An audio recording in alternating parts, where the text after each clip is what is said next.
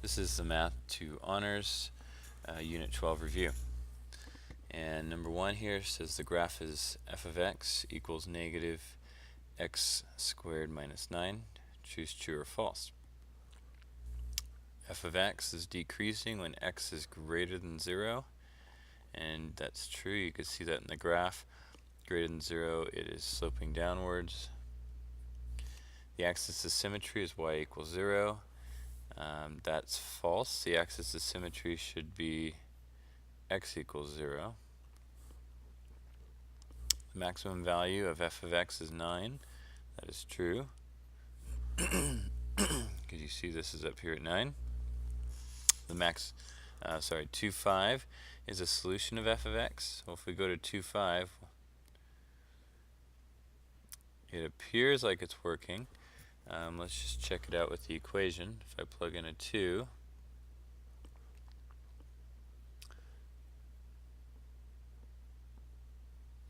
end up with negative 4 minus 9, which is negative 5, which is 5. So yes, true. Negative 1, 3 is a solution. That point is nowhere near our graph, so that's false. 3, 0 is an x-intercept. It appears that way. We could check. If I plug in 3, I'm going to get 0, so that's true. 0, 9 is an x-intercept. That's false. You can see that from the graph. And then the axis of symmetry is x equals 0. We established that already in part B, so that's true. F of x opens down because of the subtraction sign before the 9. That's not what makes it. It's actually the subtraction sign right here before the x squared. The vertex is at 0, 9.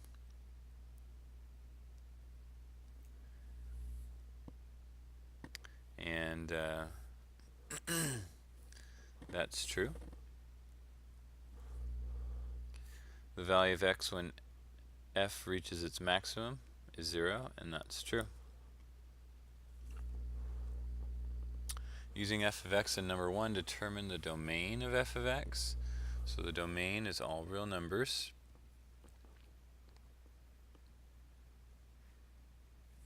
And the range is, the maximum is 9, so all y values less than or equal to 9. C says determine the rule for translating g of x equals x squared to f of x. Well, g of f equals x squared would be a parabola with the vertex at 0, 0, and it would be opening up. So two things need to happen here. We need to flip this upside down, and we need to move it up 9 spots. And so if we take our y values and flip them upside down,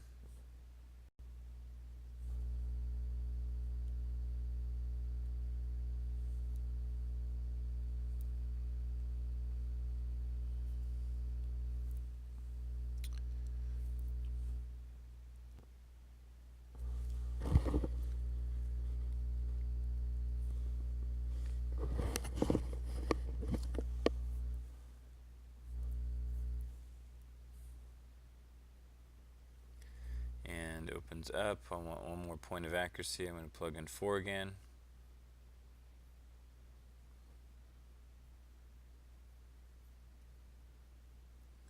This time I get 1 plus 2, which is 3.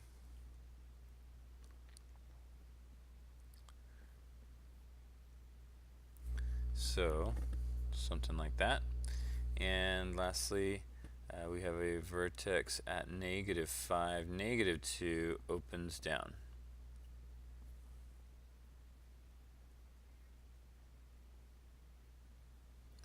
And I'm going to plug in negative 4.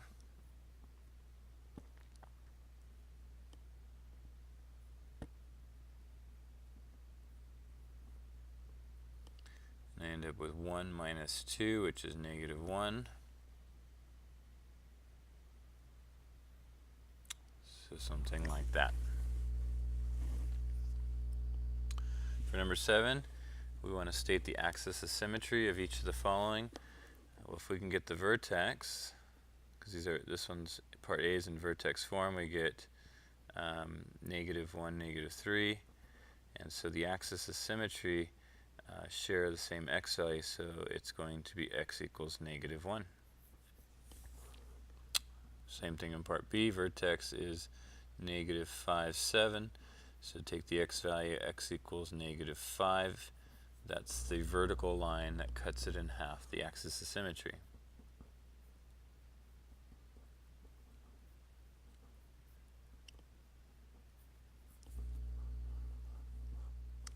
Number 8, for each of the following is the ordered pair solution of this equation. So we just plug in the x value, see if we get the y value back. So if I plug in 0, I end up getting 1, so yes. If I plug in 2,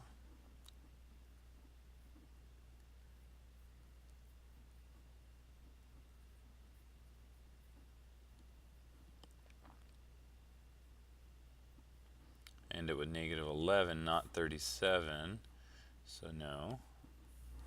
If I plug in 2, I just did, I get -11, so that's yes. If I plug in 1,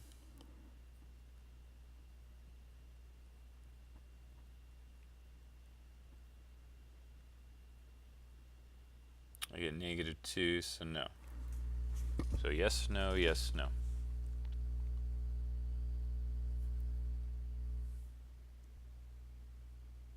Number 9, we have a graph. We're just to identify a few of these pieces. So the vertex we see is at 0, 5. The max or min value, in this case it's a max value, is at 5. The axis of symmetry is the line x equals 0 right down the middle here. Graph is increasing when x is less than or equal to 0 and decreasing when x is greater than or equal to 0. What is the transformation of the graph of f to g? And we compare them. They're both opening down. They both have the same width. What's different is the vertex. The vertex of the first one is at 0, 0. Vertex of the second one is at -4, -2. And so how do we get from 0, 0 to -4, -2? We translate left 4 units and down 2 units. And that's our transformation. Same deal here. Both f and g are opening up. They both have the same width. So all we have to worry about here is the translation. And so the vertex of the first one, 0, 0. The vertex of the second one is at 3, 1. And so we just need to think about how to go from 0, 0 to 3, 1. We translate right 3 units.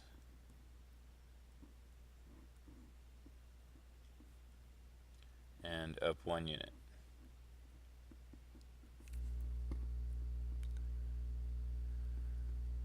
We have the graph of f of x below and the table for g of x. Which graph has a greater maximum value? Well, f has a maximum value at -2, where g has a maximum value at +3, so g. The value of x when g is at its maximum, that's 0, is greater than the value of x when f of x is at its maximum, which is at 3. So is 0 bigger than 3? No. State the x-intercepts of g of x. X-intercepts have a y value of 0. And so if we look at g of x, I'm going to actually graph a little bit of g of x on our graph. so we have a visual. So the vertex is at 0, 3. And then the point negative 1, 2, and 1, 2. Then negative 2, negative 1, and 2, negative 1. So just look at that piece of the graph, and we're looking for the x-intercepts of g of x. Green one's g of x. So we can't tell exactly where those x-intercepts are. We know the one on the left is between negative 1 and negative 2, and the one on the right is between 1 and 2. And that's as specific as we can get, so that's what we're going to say. So between negative 2 and negative 1 is one of them, and the other one is between 1 and 2.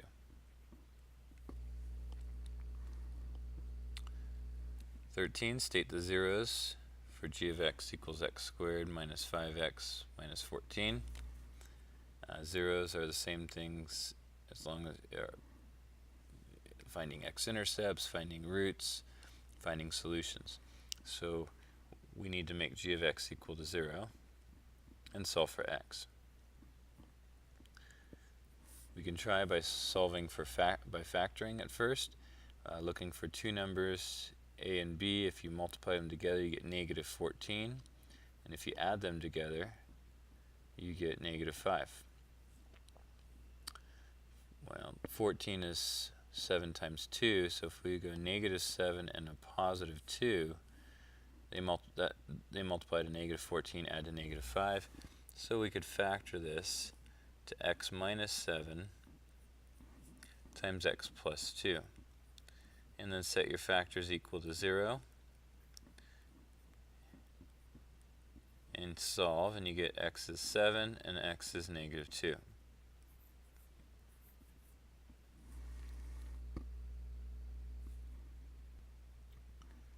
A ball is thrown in the air and represented by this equation, where h is the height of the ball and t is time in seconds. Find the time it takes for the ball to reach its maximum height. So that deals with the vertex, and our vertex here is 3, 23, where 3 represents time and 23 represents the height.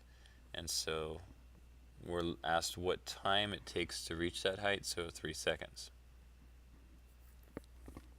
For the above equation, what is the domain of this graph?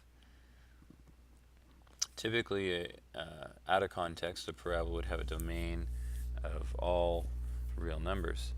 But here we need to think, we're talking about time, and so the domain is going to be from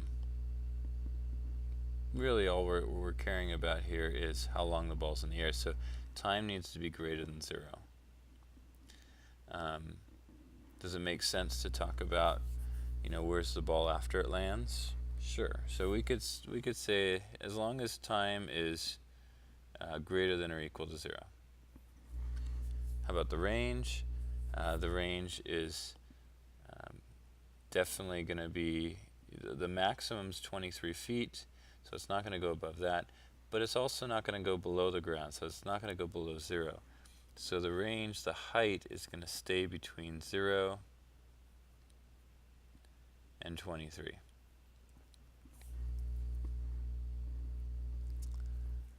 So we need to restrict the domain and the range in this problem to fit the context of the problem. 15, we have a vertex at negative 1, negative 2. Domain is all real numbers. Range, well, if we sketch this, negative 1, negative 2, and we know that this thing is going to open down. So the range is all y values less than or equal to negative 2. And the axis of symmetry is the line cutting right down the middle at x equals negative 1. Our next graph, we're after the x-intercepts. the axis of symmetry, the vertex, and we want to graph this thing. So I'm going to see if it factors. So this is y equals, I'm looking for two numbers that multiply to negative 15, add to negative 2. So that would be x minus 5 times x plus 3. So from here we can get our x-intercepts at 5 and negative 3.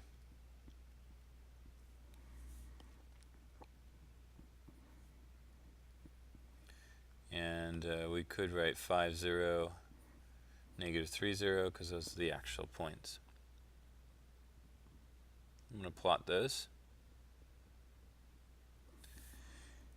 And then our axis of symmetry is right in between those points. So if we average those points, if we take 5 plus negative 3 and divide by 2, we end up with 2 over 2, which is 1. So that's my halfway mark at 1. So axis of symmetry is x equals 1.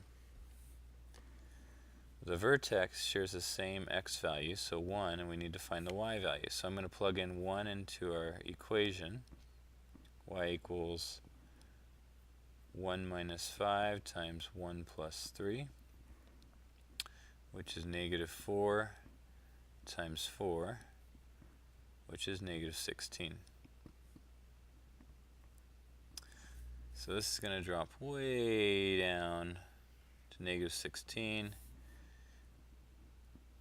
And there we have it. 17.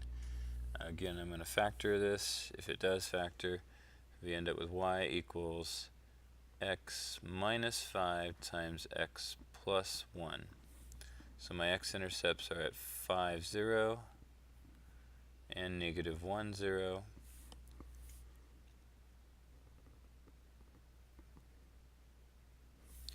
If I find the mean of those numbers, 5 plus negative 1 over 2, we get 2. So 2 is my halfway mark. So my axis of symmetry is x equals 2. And my vertex is going to be 2 something. So I plug in 2 into one of those equations. And get negative 3 times 3, which is negative 9.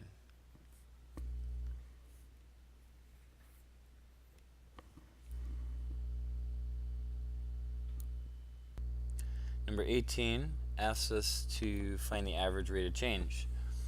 And we have two functions. So our first function is f of x equals x squared.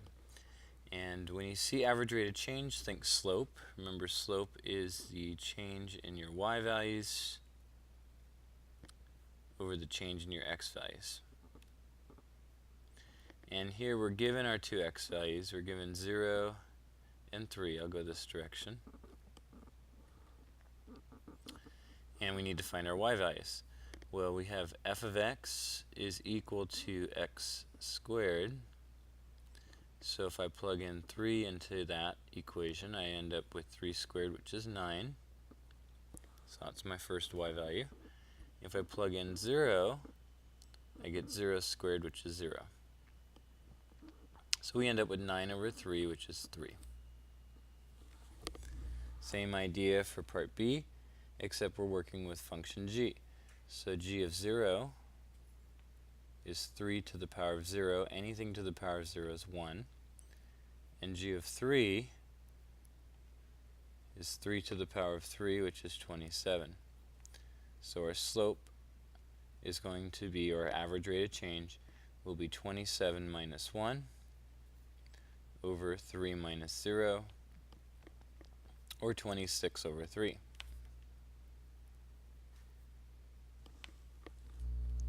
C says, how are the average rates of change different, and why are they different?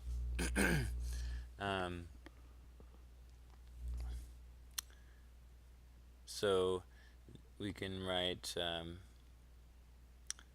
these are different kinds of functions.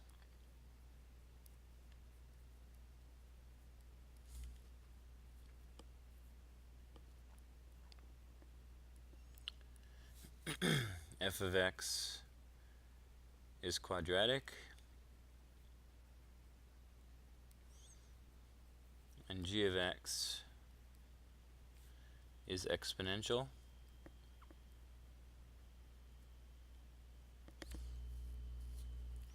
And then we can also make a comparison. The average rate of change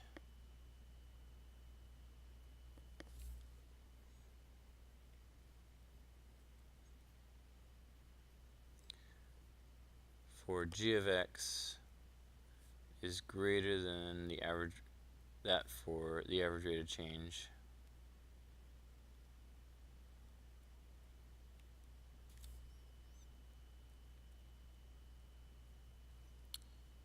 for f of x when x is 0 to x is 3. 19. A tennis player hits a ball with while standing on a platform. The path of the ball is modeled with the equation where x is the distance of the ball from the tennis player and f of x is the height of the ball. The ball starts at x equals 0. Based on the function, what is the height of the ball when it's first hit? So we plug in 0 into our function.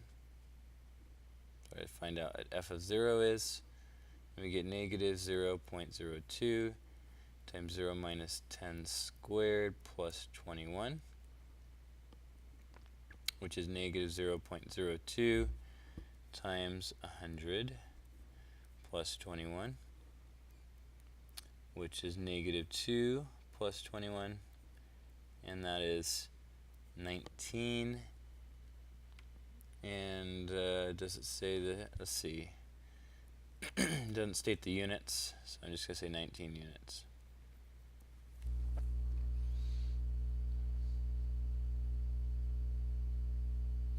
But actually, reading part B, we're talking feet, so we may want to say feet, 19 feet. Based on the function f of x, what is the height of the ball when the ball is 30 feet from the tennis player?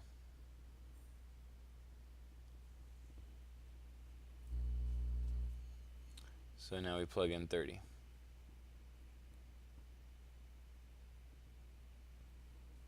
So f of 30 is negative 0.02 times 30 minus 10 squared plus 21, which is 20 squared plus, alright, 20 squared is 400.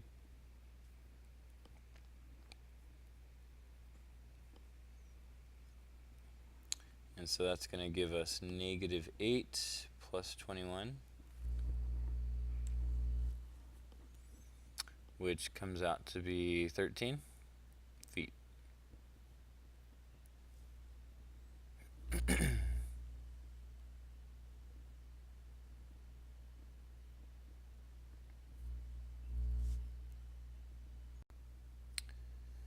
Number 20 to 23, we're to find the zeros. Remember, zeros are the same thing as roots, or if they're real, they're x-intercepts, or sometimes we call them solutions. And so we have different methods here, and so the big thing is to decide what method we want to use. On 20, notice we're missing the middle term, the x term, and so I'm going to solve by taking the square root. I'm going to add 32 to both sides, divide by 2,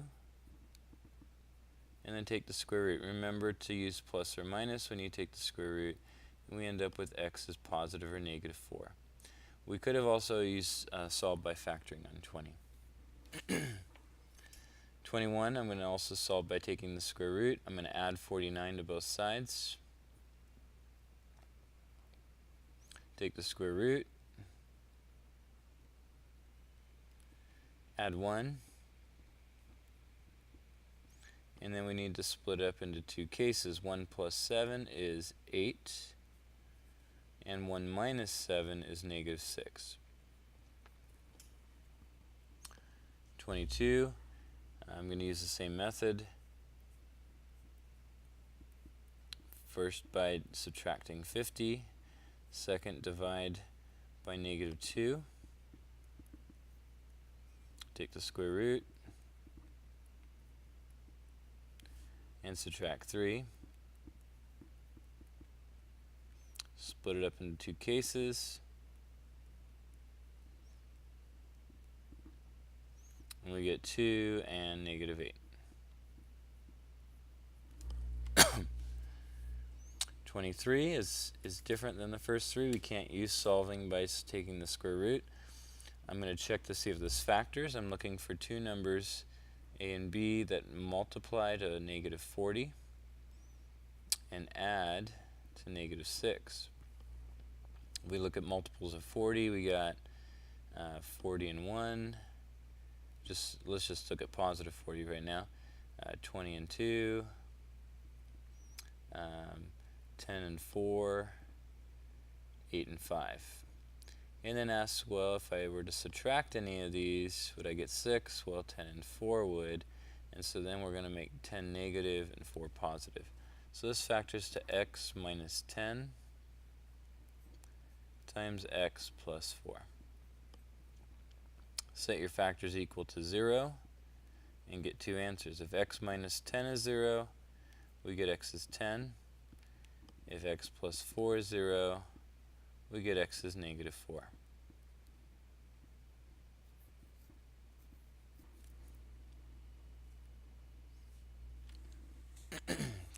We have an equation given to us. We're asked to find the x-intercepts, the line of symmetry, and the vertex. And it's given to us in standard form.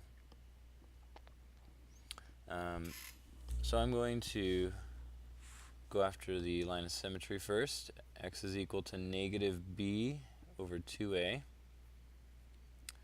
which is -4. Then I'm going to go after the vertex. We know the x value is the same, so -4, plug that in and find out what y is.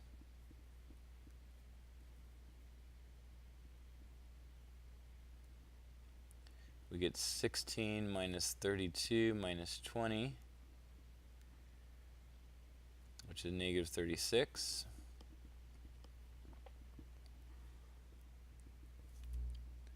Because I have, well, there's our vertex. For x-intercepts, I'm going to try to factor this thing. Set y equal to 0.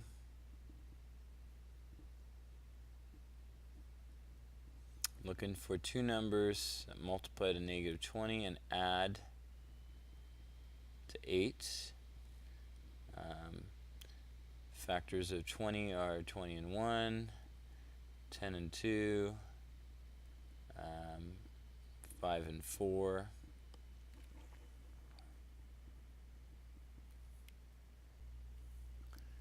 And if we subtract 10 and 2, we get 8. We want 10 to be positive, 2 to be negative. So this factors to x plus 10 times x minus 2. And so that gives us two answers. The x plus 10 gives us x is -10. And the x minus 2 gives us x is positive 2. So now we need to sketch the graph.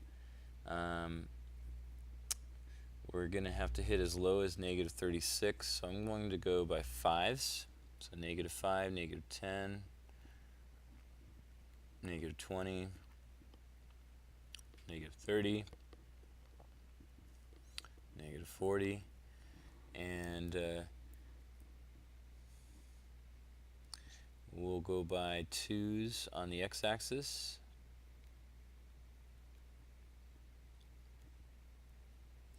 Our vertex is at -4, -36, roughly right there. And our x-intercepts are at -10 and at +2. Something like that. And to be a little more accurate, our y-intercept is actually going through -20.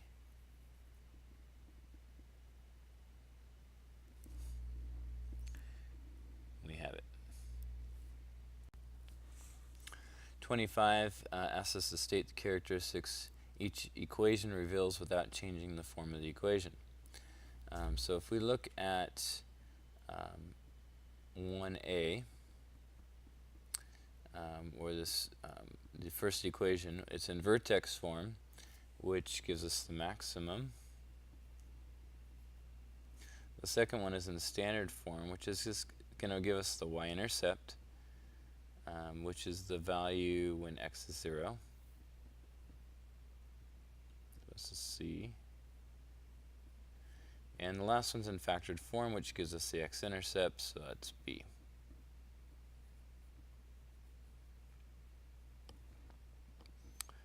Uh, 26 asks us to circle the letter of the equation below that will have no real solutions. So on this one, what I'm going to do is go to the quadratic formula. Quadratic formula is x equals negative b plus or minus square root b squared minus 4ac all over 2a. And we're going to have no real solutions when we're taking a square root of a negative number. So it really comes down to the b squared minus 4ac. So if that is less than 0 or negative, then we know we have no real solutions. Otherwise, we're going to have real solutions. So that's what I'm going to do to check. So the first one, A, and we don't even have to work through the whole thing. So negative b squared, so it's negative 10 squared minus 4 times a, which is 1, times c, which is 8. So here we're going to get positive 100 minus 4 times 8. That's still going to be positive, and so we don't want to circle that one. We're circling the ones that have no real solution. Part B, b squared. So b squared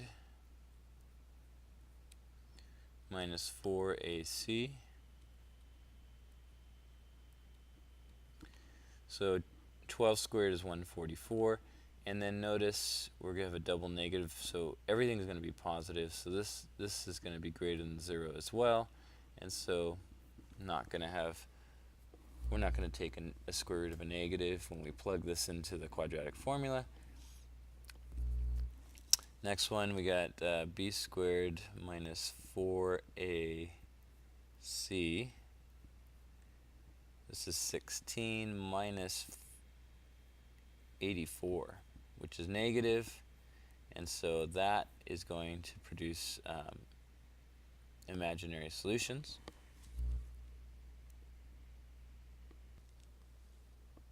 Part D, if we plug that into the, notice there's no middle term, so b is 0. So it would be b 0 squared minus 4ac.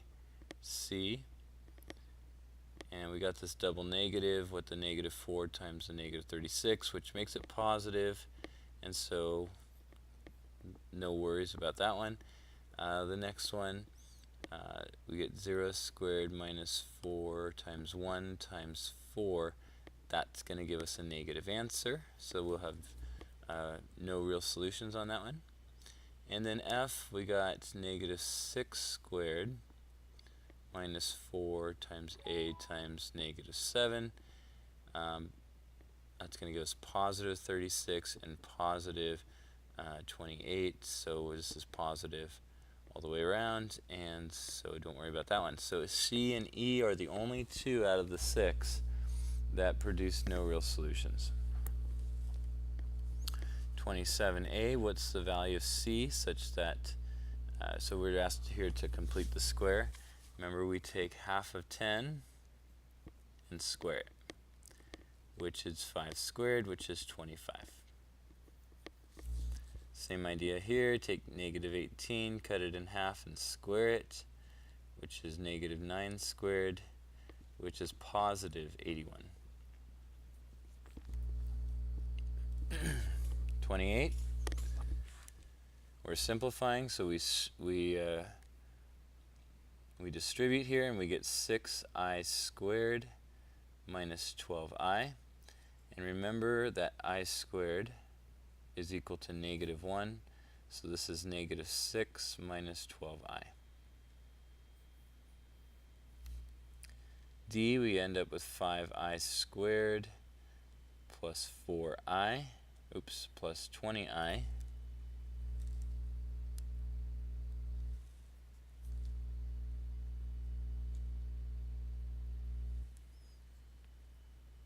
And I squared is negative 1, so this is negative 5 plus 20i. Part B, distribute. 2 times 3 is 6. 2 times negative 7i is negative 14i. Negative 15i and positive 35i squared. So that gives us 6 minus 29i minus 35, because I squared is negative 1. And 6 minus 35 is negative 29 minus 29i.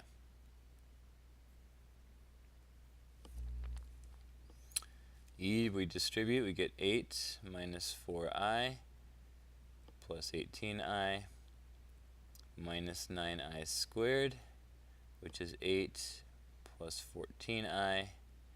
And negative 9 times negative 1 is positive 9. 8 plus 9 is 17. So 17 plus 14i.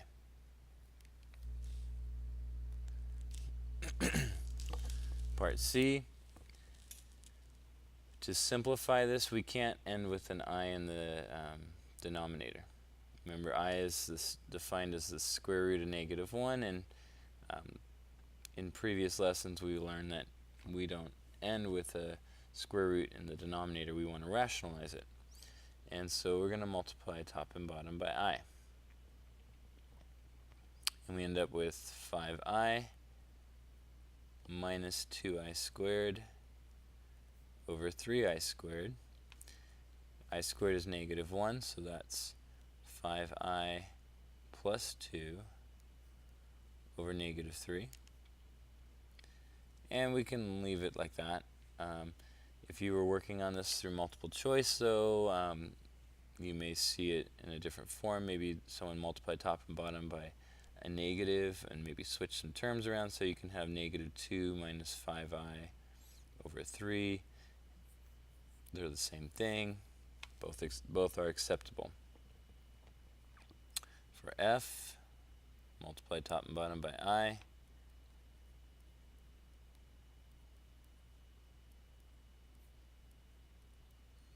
I squared is negative 1.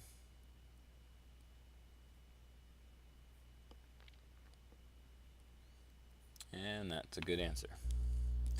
29. Solve by completing the square.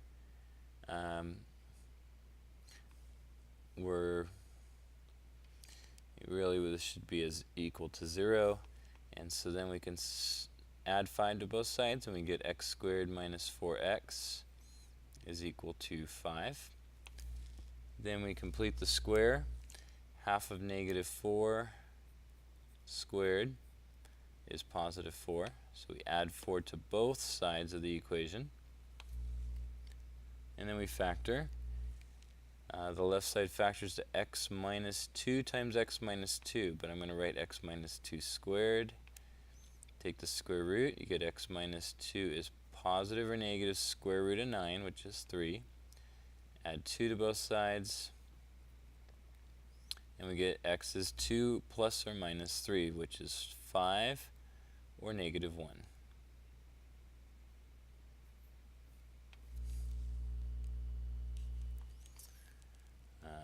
Second one, or number 30. First step is to add 17 to both sides. Then complete the square. Negative 16 divided by 2 squared is positive 64. So add 64 to both sides. Factor. Factors to x minus 8 times x minus 8, or x minus 8 squared. And then add the 17 and 64. and get 81. Take the square root. Square root of 81 is 9, and add 8.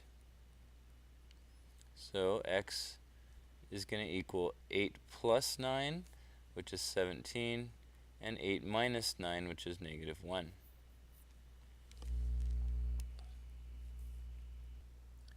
Number 31, to find the vertex of the parabola, we first find the axis of symmetry by plugging in to the formula negative b over 2a.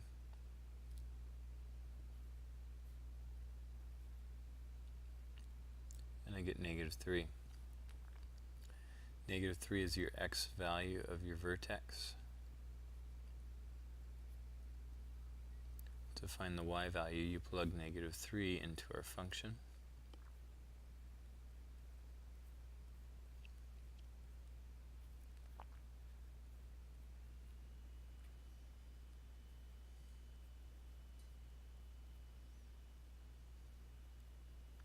And we get 2. So our vertex is negative 3, 2.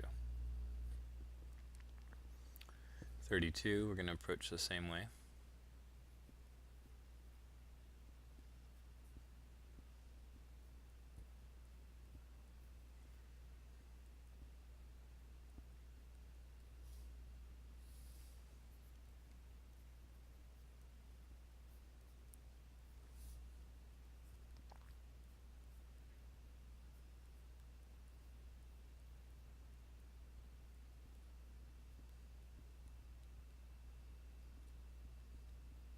And we get negative 6 for the y value, and x for the 1, or 1 for the x value.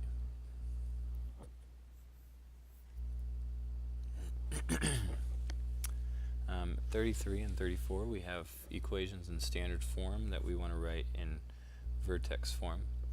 A couple ways we can do this. So method 1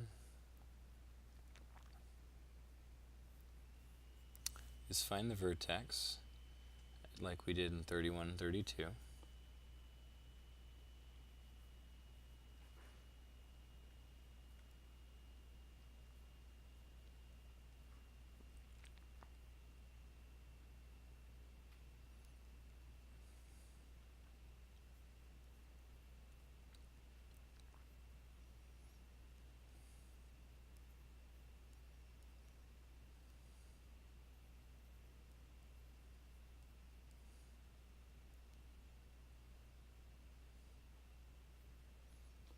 So our vertex is at 5, negative 24, and notice a is 1, so we can write f of x is 1 times x minus 5 squared minus 24. Method 2 is you can use completing the square to help you get into this form. Here's how. Start with the standard form. Complete the square by taking negative 10, cut it in half and square it, and we get 25. So if we have a positive 25, then we create a perfect square. So what I'm going to do is I'm going to write x squared minus 10x plus 25 minus 24. 25 minus 24 is still the one that I have here, but by putting the 25 there, I can now factor the first part to a perfect square. And it factors to x minus 5 squared. And I have it in the form that I want, and that's what I had before. 34, I'll do it both ways. Method 1, find the vertex.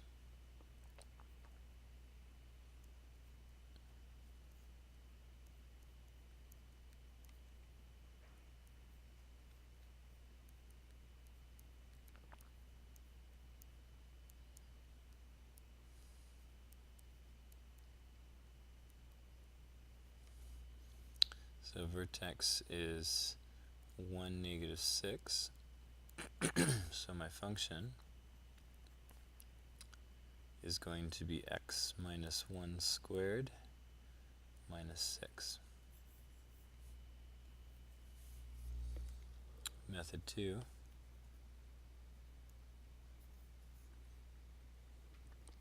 Start with the standard form.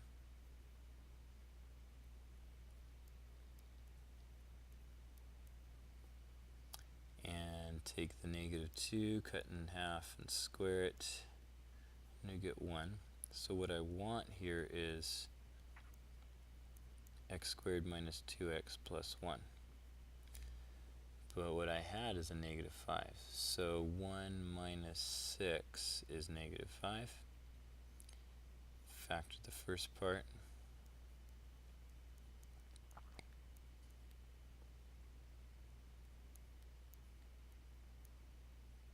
And we have it in the form we want.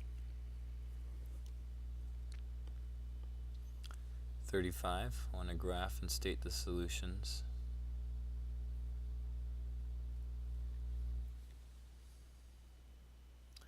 For when f of x is equal to g of x.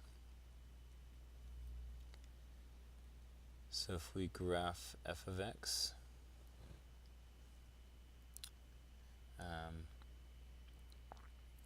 we have a vertex at 0, negative 9.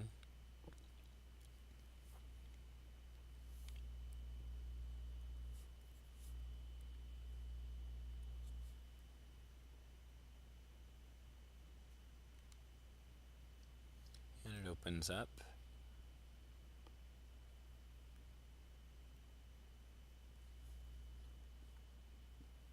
Something like this. Here's a little sketch of it. Not perfect, but that's our f of x. G of x is a line with the slope being 1, y-intercept is at negative 3.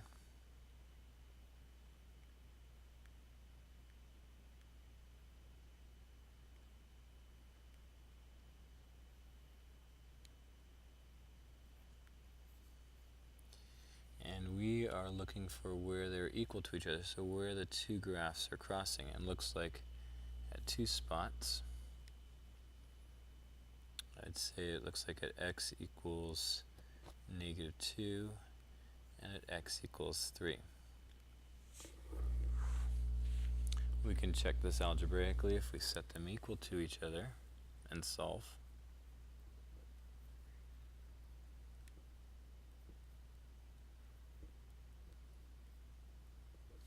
Let's set it equal to 0.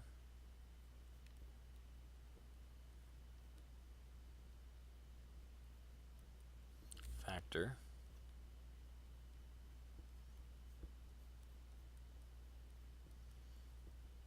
Set each factor equal to 0 and solve. And I get x equals negative 2 and 3. So that verifies that my graph is good and that I can see where they're crossing.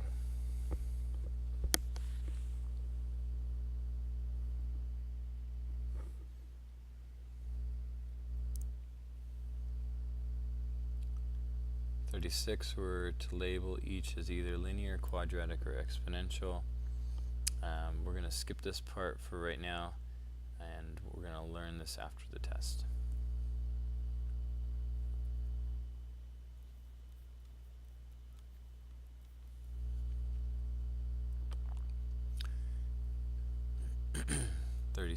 State all solutions. Now we can see where they're crossing. They're highlighted x equals negative 3 and x equals 2. Same idea here, x equals negative 3 and x equals 2.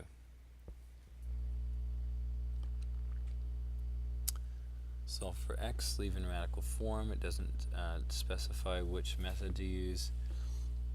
You can use quadratic formula or completing the square. I'll do both methods. First, completing the square.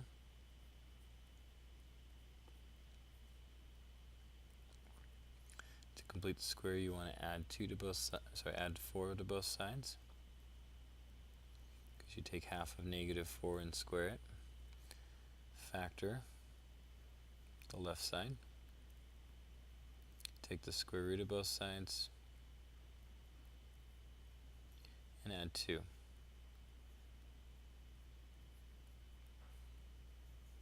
If we use the quadratic formula, you plug it in, so -b plus or minus the square root of b squared minus 4ac all over 2a.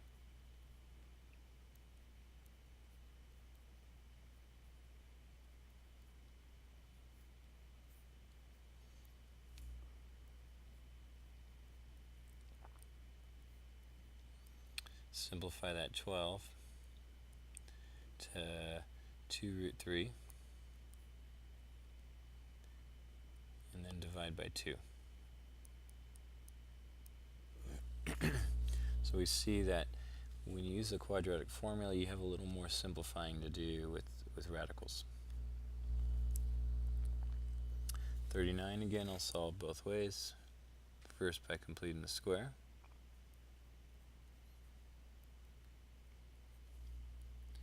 Take 4 divided by 2 and square it, you get 4, so you're going to add 4 to both sides. Factor the left side. Take the square root on both sides. Subtract 2. And because it's the square root of -3, we write I root 3. If you use the quadratic formula, it'll look like this. -b plus minus the square root of b squared minus 4ac all over 2 times a.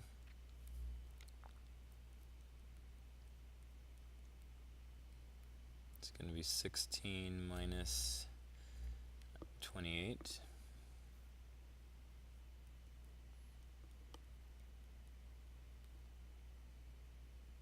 Which is -12.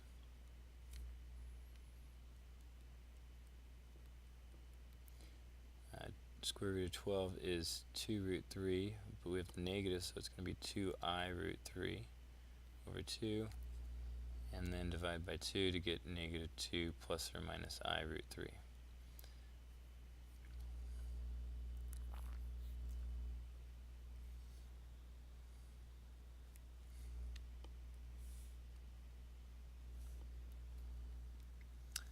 Number 40, we're simplifying.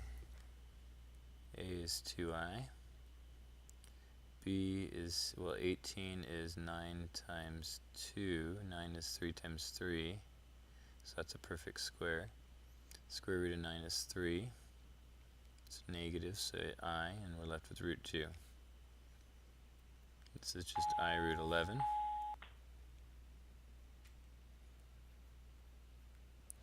I times I is I squared, which is -1.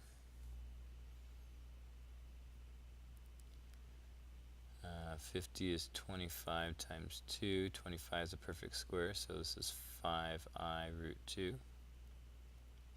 This is 3I. And square root of -1 is defined as I. 41, using the quadratic formula.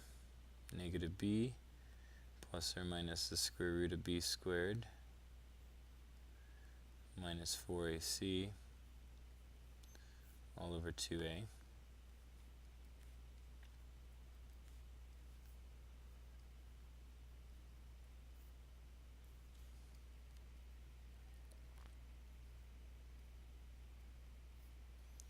And 37 is prime, so that would be our final answer.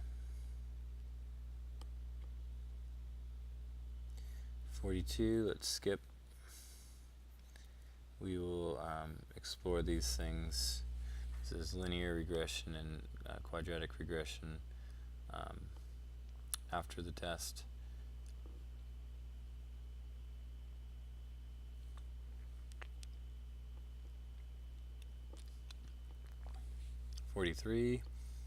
rectangular chord is shown below. The walkway around its perimeter remains constant on all four sides.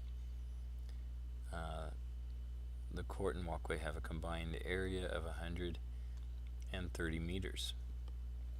Write an equation to solve for the width. So if we let the width of the walkway be x, then the width of this large rectangle is going to be 10 plus 2x, and the length of the large rectangle is going to be 7 plus 2x. Definitely not drawn to scale, but there we have it. So the area is 10 plus 2x times 7 plus 2x, and that's equal to the combined area of 130, which is given in our equation, our problem. So go ahead and distribute.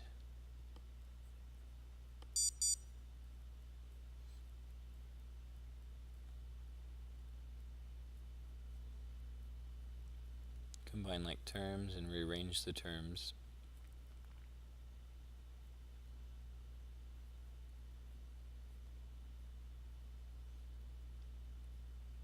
And then I'm going to subtract 130 to make this equal to 0.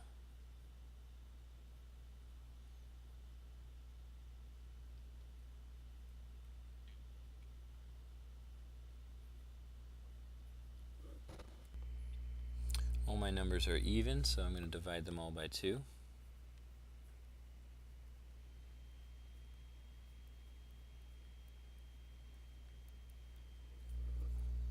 And then I'm going to solve for x. Here I'm going to use the quadratic formula.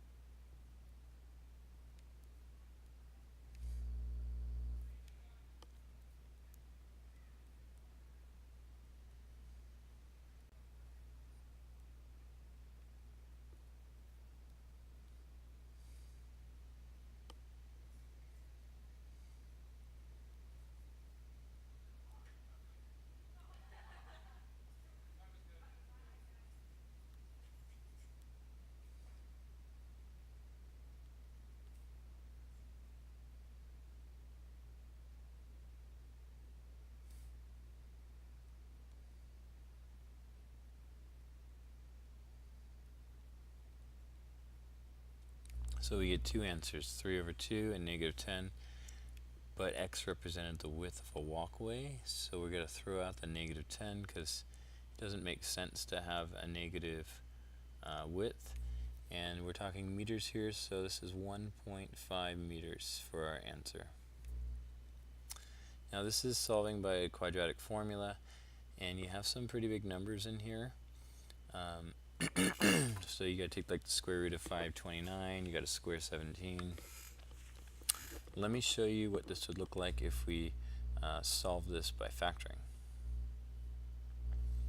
So we'd still start the same way, but at this stage here, we'd start to try to factor it. We'd look for two numbers that would multiply. So a times b, that would multiply to negative 60. So I'm multiplying 2 and negative 30, and add to positive 17. So 20 and negative 3 would work. So then we can factor to, well, before we factor, we could break it up.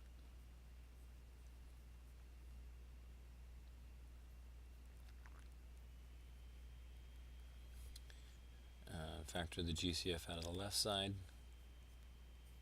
We call it factoring by grouping.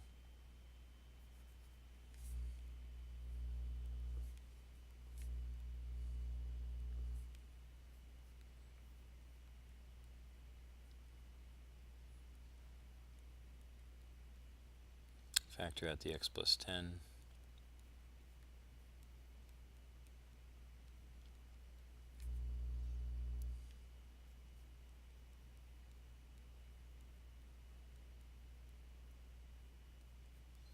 X equals negative 10 and x equals 3 over 2. Notice this method, by factoring, we didn't have to work with such big numbers. And we throw out our negative, we still get our 3 over 2. I think easier. So it's always nice to check to see if you can factor something. It might turn out better.